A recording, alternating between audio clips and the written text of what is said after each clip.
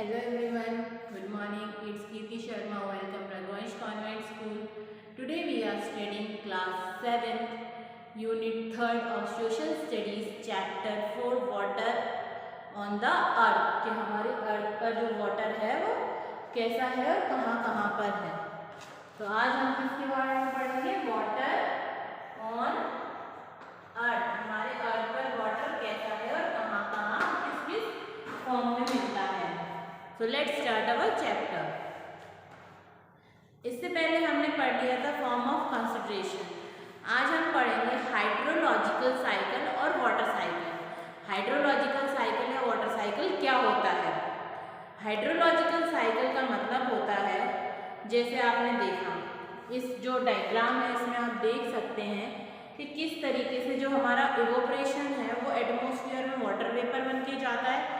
Water vapour बन के जाने के बाद वो क्या होता है, नीचे पहले क्या हुआ, गर्मी पड़ी। गर्मी के कारण जो नीचे का ज़मीन का लैंड एरिया का वाटर था वो वाटर क्या है, इवोपरेट होकर वाटर वेपर बन गया। वाटर वेपर बन के वो ऊपर चला गया, ऊपर गया तो वो क्लाउड्स बन गया। क्लाउड्स बन के वो काफ़ी सारे मतलब बड़े बड़े क्लाउड्स बन गए और फिर वो बड़े बड़े क्लाउड से क्या हुआ, रेन हुई। रेन होने तो ये एक वाटर साइकिल है कि किस तरीके से मतलब पानी जो है वो नीचे से ऊपर, ऊपर से नीचे एक राउंड शेप में एक साइकिल बनाता है। The natural supply of water varies from place to place and from season to season. However at any given place it follow a more or less regular pattern. Our activities sometime affect the natural supply of water. कभी कभी क्या होता है कि हम season by season और place by place देखते हैं कि पानी और अर्थ का जो एटमॉस्फेयर टेम्परेचर है वो चेंज होता रहता है। तो इसी के कारण हम क्या होता है, कभी कभी हम कुछ लेस रेगुलर पैटर्न अपना देते हैं। हमारी कुछ एक्टिविटीज़ ऐसी होती हैं जिनके कारण नेचुरल जो वाटर सप्लाई है उसको हार्म होता है। पहला एग्जाम्पल देखते हैं, इसमें दिया हुआ है, we cut down trees, transpiration is reducing and less water vapour is released into the atmosphere. हम क्या करते हैं आजकल, हम बड़े बड़े बिल्डिंग, ब्रिज, रोड वगैरह बनाने के चक्कर में जो हमारे बड़े बड़े अच्छे सुंदर से पेड़ हैं उनको काट देते हैं। उनको काटने के कारण क्या होगा, वो काट जाएंगे तो पानी भी कम हो जाएगा, यानी वाटर वेपर भी नहीं बन पाएगा। तो वाटर वेपर नहीं बन पाएगा एटमॉस्फेयर में तो क्लाउड फॉर्म नहीं होंगे, और क्लाउड नहीं होंगे तो उसके कारण क्या होगा, रेन वाटर जो है वो लेस हो जाएगी, यानी बरसात में पानी की कमी आ जाएगी। We also pollute water by adding dirt और हार्मफुल सब्सटेंस। हम पानी में जैसे नदी है, नदियों का, बड़े बड़े तालाबों का जो पानी है उनमें क्या कर रहे हैं कि कुछ गंदे सब्सटेंस मिला देते हैं। जैसे नालियों का पानी जा रहा है, एनिमल्स वगैरह को नहला रहे हैं वहाँ पर। तो इस तरीके से जो हमारा नेचुरल वाटर है वो क्या हो रहा है, गंदा हो रहा है, डर्टी हो रहा है, जिसके कारण हमारा जो नेचुरल वाटर सप्लाई है वो मेंटेन नहीं हो पा रहा है। आज के टाइम में हमें सबसे ज़्यादा ज़रूरत है कि हम वाटर को स्टोर कर उसको प्योर कर रखें, जिससे कि हमें, और सबसे ज़्यादा हम क्या करना है, हमें हमारे वाटर को पॉल्यूट होने से बचाने के लिए सबसे बड़ी चीज़ कि हमें वाटर का कंजर्वेशन यानी रख रखाव सही से करना पड़ेगा। अब आता है प्रिस्पिरेशन। प्रिस्पिरेशन क्या होता है? Cloud have millions of टिनी water droplets. Cloud में काफ़ी छोटे छोटे से बहुत सारे मिलियंस वाटर के ड्रॉपलेट्स होते हैं। वो ड्रॉपलेट्स बहुत धीरे नीचे की तरफ गिरते हैं, और जब वो नीचे की तरफ गिरते हैं तो वो एयर में करंट की तरह फ्लो होते हैं। जब आपने देखा वो बारिश के टाइम में छोटी छोटी बूंदें जो आती हैं, the moving droplets bump into each other and stick together to form large droplet. और इसी तरीके से वो छोटे छोटे पानी की बूंदें धीरे धीरे गिर के क्या होता है, एक बड़ा सा ड्रॉपलेट बना लेती हैं। In this way the droplet grow in size until they are too heavy to float. और इसी के साथ इसी तरीके से जो ड्रॉपलेट का जो साइज होता है वो बड़ा हो जाता है, और वो क्या है, फ्लोट करने में यानी बहने में वो बहुत हैवी हो जाता है। Then they fall as rain.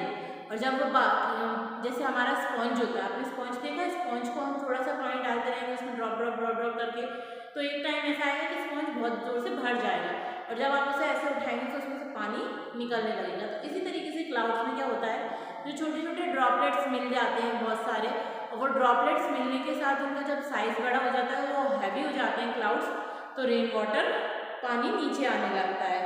Like water droplets ice crystal present in clouds में also grow in size because very heavy and fall as flake और स्नो। और और कभी कभी क्या होता है कि वो स्नो और लेक के रूप में भी गिरते हैं। This falling of concentration water vapour is called precipitation. और यही जो पानी गिरने की, वेपर में गिरने की जो एक अलग प्रक्रिया है यानी एक प्रोसेस है, उसको क्या बोलते हैं?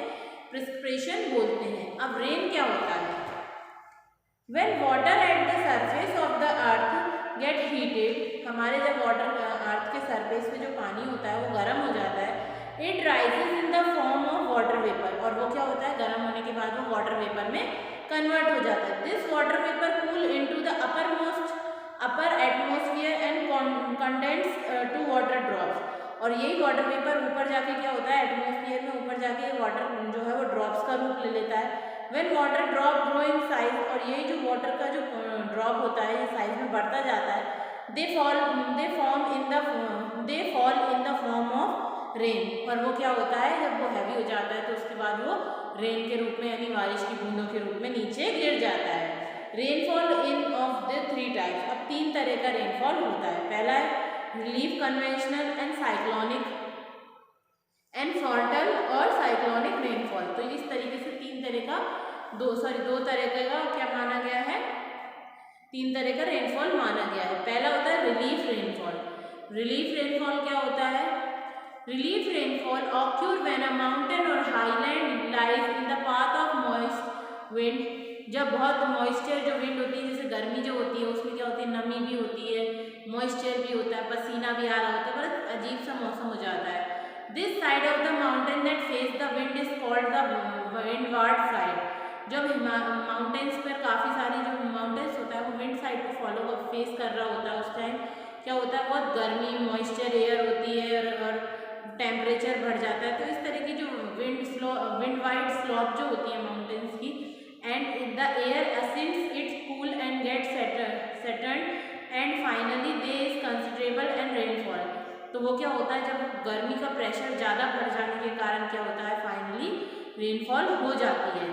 As the air displacement down the other side of the mountains, और जैसे ही दूसरे साइडों में माउंटेन्स की एयर जो होती है वो डिसेंट हो जाती है, known as the leeward side. तो वो कौन सा साइड कहलाता है? माउंटेन का लीवार्ड साइड कहलाता है।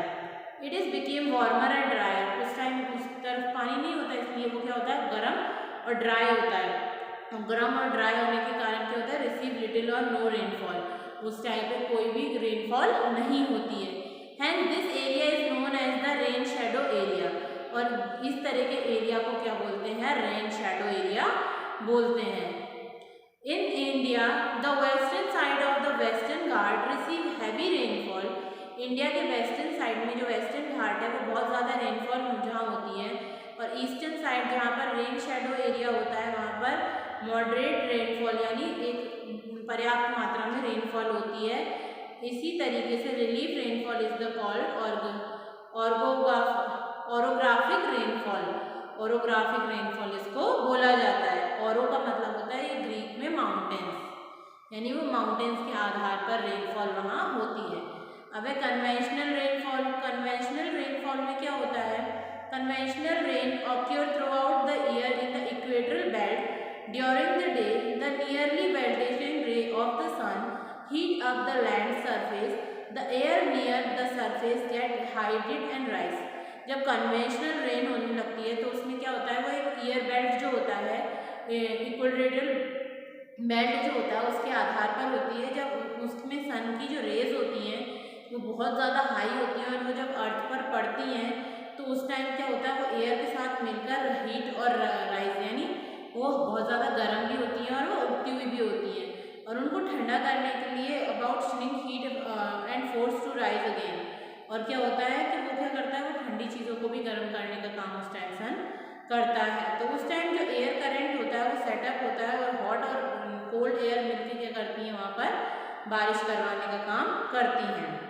और तीसरा है हमारा फ्रंटियल और साइक्लोनिक रेनफॉल। फ्रंटियल और साइक्लोनिक रेनफॉल क्या होता है?